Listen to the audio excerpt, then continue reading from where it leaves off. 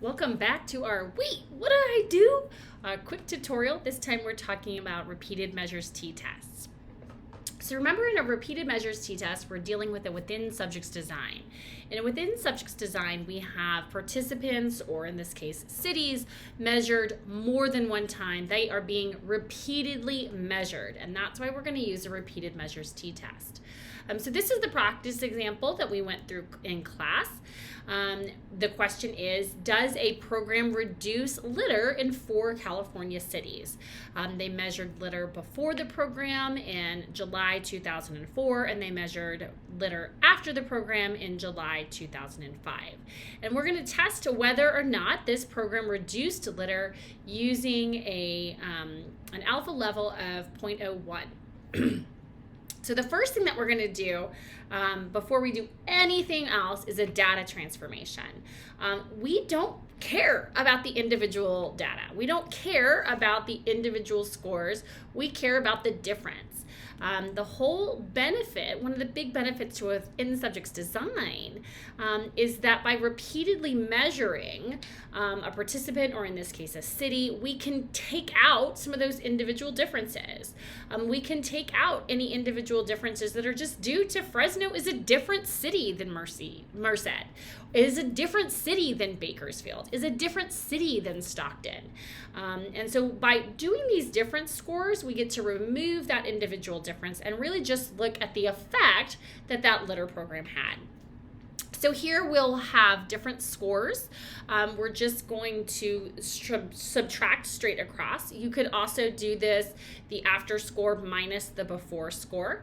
As long as we are kind of lining up which tail we're looking at these things in, it's not a big difference one way or another. So I'm just going to go straight across. So 9 minus 2 is 7, 10 minus 4 is 6, 8 minus 9 is -1, and 9 minus 1 is 8. One of the reasons that for this one I just went straight across is I want to look at this reduction of litter. So I want there to be less litter, and so having these numbers of like how much less litter we have. Well, we have 7 less litter. We have 6 less litter. That makes sense in my brain, right? And so that can be helpful. But again, if it makes sense for you the other way, that's completely fine. You can subtract 2 minus 9 and get -7. Either way, the magnitude of the difference will be the same, and the magnitude of our mean difference will be the same. So you either get then a mean difference of 5 using my values, or a mean difference of -5 if you did after minus before. And once we do this data transformation, I have this other data crossed out because we aren't going to use it for anything else. We do this first. We do this before we do our 6 steps of hypothesis testing, because what we're interested in is those different scores. We're not interested in that raw data. We're not interested in those individual scores. We're interested in those different scores. So step 1, we're going to do our typical 6 steps of hypothesis testing. Our population 1 is cities that participated in the program. Population 2 are cities with no change in the litter amount. And we're comparing against this idea of no difference. So our research hypothesis is cities in the program have more litter reduction than cities without a change.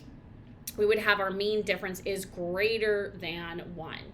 We expect there to be a change. Again, as long as I'm lining these things up with my prediction, we are okay. Our null hypothesis is the program made no difference in litter. We would, because this is a one-tailed test, because we're talking about directional hypothesis, the correct answer is to say our mean difference is less than or equal to 0, so we account for all of the rest of the possible scores. But for the sake of this class, we can always use our mean difference is equal to 0. So either one of those are fine for step 1. Again, notice that there's not big changes here, right? The only thing that we're doing is we're really making sure that we know that we're measuring these cities multiple times, and that's what we can see here.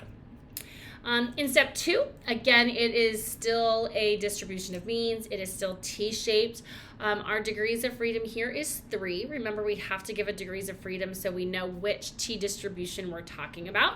We measured 4 cities, and so my degrees of freedom are 3. I had 4 individual cities in this sample, so N is 4 minus 1 is equal to 3. We do not do individual scores. I had 8 scores. I had 8 measurements, right? but we're interested in this difference. So I have 4 difference scores, and I measured 4 cities. So that will be our N. Again, we're comparing against this idea of no difference. So our mean difference is expected to be 0, and we don't know our variance, and so we have to estimate that. Again, once we have those difference scores, notice that's what's here. We do not have those raw data. You do not have to do anything else with that raw data. You don't even have to calculate an average of that raw data. We're going to operate on these difference scores. Again, we said the mean difference was 5, so 7 minus 5 is 2. We'll square that value to get a 4. 6 minus 5 is 1. We'll square that value to get a 1. Negative 1 minus 5 is negative 6. We'll square that value to get a 36. And 8 minus 5 is 3. We'll square that value to get a 9. We will add those values together. 4 plus 1 plus 36 plus 9 equals 50. This is our sum of squares for difference scores. Again, we do not have the raw data here, right? We're using our difference scores because that's what we're interested in. And again, so this functionally starts to look a lot like a single sample t-test because we're operating with this one group of values, these difference scores. We'll take that sum of squares of difference and we'll take that into our variance equation, which is sums of squares divided by degrees of freedom. We already said our degrees of freedom was 3, so we have 50 divided by 3 equals 16.67. This is our estimation of the variance in the population of different scores. Now that we have this estimate, we can calculate our standard error. And so we'll do that by taking that variance, which is 16.67, and dividing it by the number of scores that went into that. Again, we had 4 different scores, so we'll divide it by 4. And we will take the square root of that value, which gives us 2.04. And this is everything we needed for step 2, right? We've talked about what that comparison distribution looks like now. Step 3, we need to determine our critical regions. Again, we said our degrees of freedom were 3 and our alpha level is 0.01. So we will look that up on our t-table. So we have degrees of freedom 3, our 0.01 in one tail, which gives us 4.541. We're going to put that on our comparison distribution. It's a one-tailed high here. Again, with an alpha level of 0.01, degrees of freedom 3, that cutoff is 4.51. If you did your after scores minus your before scores and you have negative values, you would want to do this one-tailed low. It's about thinking about what we're looking at, right? So if we're talking about reducing litter and you're wanting to talk about using those negative numbers, we would look at one-tailed low. Because I went from before minus after, I'll have positive values with a reduction of litter, and so I'll do one-tailed high. Again, this is what we're talking about matching those up. Again, on homeworks and for assessments, we won't do this level of nuance, but it's good practice here in participation. Step 4, we're going to collect data, which we did already kind of, right? And we will compute those sample statistics. Here, again, our t-statistic for repeated measures design is mean difference minus the mean difference of the population, which we assume to be 0, divided by the estimated standard error of mean difference scores. So we have 5 minus 0 divided by that estimated estimated standard error of mean difference scores of 2.04. So 5 divided by 2.04 gives us 2.45. Step 5, we're going to put that value on our comparison distribution. And step 6, we're going to make a decision.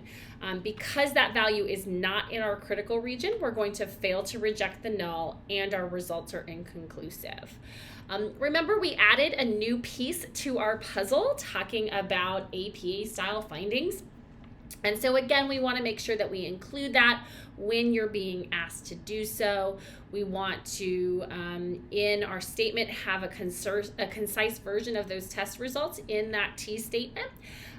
So for the litter program, what that would look like is participant cities in the litter program had less litter than before the program, mean difference of 5.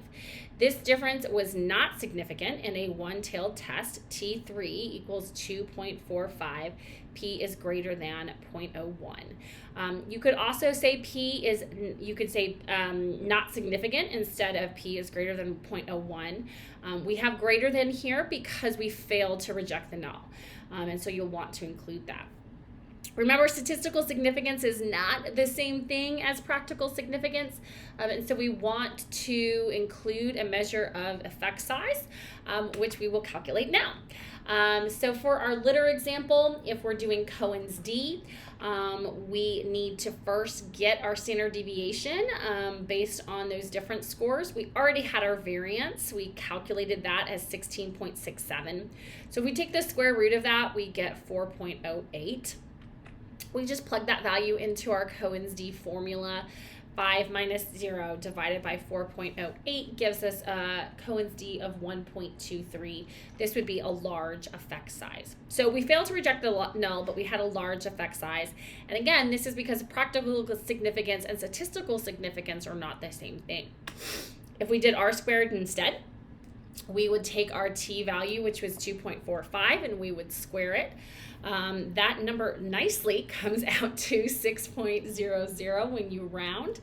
And so we will take 6 divided by 6 plus 3, which is 6 divided by 9, which gives us a r squared value of 0.67. Again, both of these are large effect size. And so our final product for an APA style finding, participants in the little program had less litter than before the program, mean difference of 5. This difference was not significant in a one-tailed test.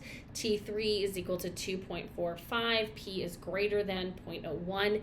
This was a large effect. D is equal to 1.23, or alternatively, you could use that r squared value.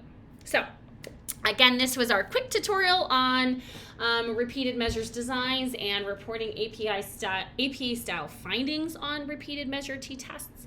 I hope this was helpful. Thanks so much, everyone. Bye.